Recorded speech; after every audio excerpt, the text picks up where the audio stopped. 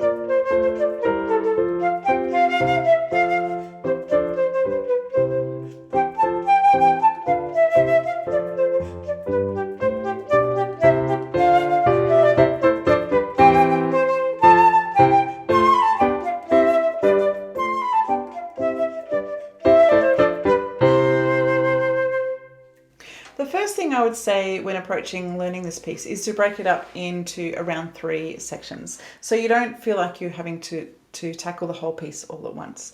So for example, I might break up the first 3 lines because that's goes to the end of the repeat bar, and then from bar 26 to around 43 is the second section, and then around 43 to the end would be the third section.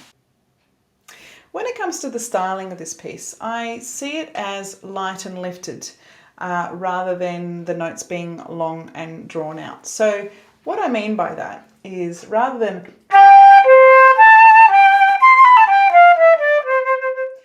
I would just lift the notes up, so nearly staccato.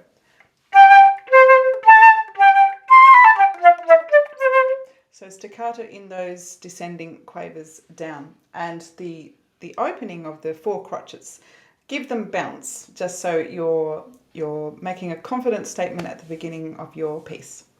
What I find when I'm teaching this piece to many students is the technical problems creep in when the rhythm isn't exactly precise. So what I mean by that is, often after there is quavers and then 2 semiquavers, the following quaver after that is not coordinating with the tongue and the fingers. And so I'll play, for example, bar 3, I'll play it slowly. So you've got to land on that G with perfectly coordinated tongue and fingers for the rest of those notes to still be in time, and also it affects whether the notes are going to split or not. So you can practice this with a metronome on in quavers, ta ta ta ta ta ta ta ta, because this rhythmic figure comes up so often within the piece. It's worth isolating this rhythm by itself and practicing it in all different ways. So you practice it all tongued, and then you might put in the slur but stop on the G, so just to make sure that G is really crisp and clear. And then of course putting it either on quavers on your metronome or crotchets and being exactly in time with that. So learn it at a slower pace. As always, I say break it down and put it at, say, 50% speed so you can actually learn it faster. You can also say the rhythm, so ta ticka ta ta ta ta ta, or ti ticka ti ti ti ti ti, however you pronounce your crotchets and quavers and semiquavers when it comes to ta, tays and tts and tuffa taffy and all of that. So you might go ta taffy ti ti ti ti ti for the quaver to the semiquavers to the crotchets. So ta taffy ti ti ti ti ti, but slower. You're just really aiming for crisp rhythm and clarity of the notes. And finally, with the dynamics, so you want to make a big difference between your louds and your softs. So this is known as terrace dynamics, and in this earlier style of music, it's used to really bring out the contrast in the piece. So where it says forte, you might consider playing fortissimo, and where it says piano, you might play pianissimo, so long as the notes are still coming out clearly, just to expand, give the illusion of the expansion of the range of the dynamics on your flute.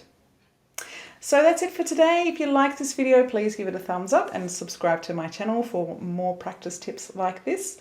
And you might also be interested to check out some of the original music that I've written for flute. I'll leave the links below in the description. And if you're interested in learning from me, but you're not in my local area, you can still have lessons with me online. Or you might just be interested to get some feedback on your playing, so you could submit some videos to me of your playing and I will give you detailed written feedback. So again, I will leave all the links below in the description so you can check all that out. And thanks for listening, and I look forward to catching you later.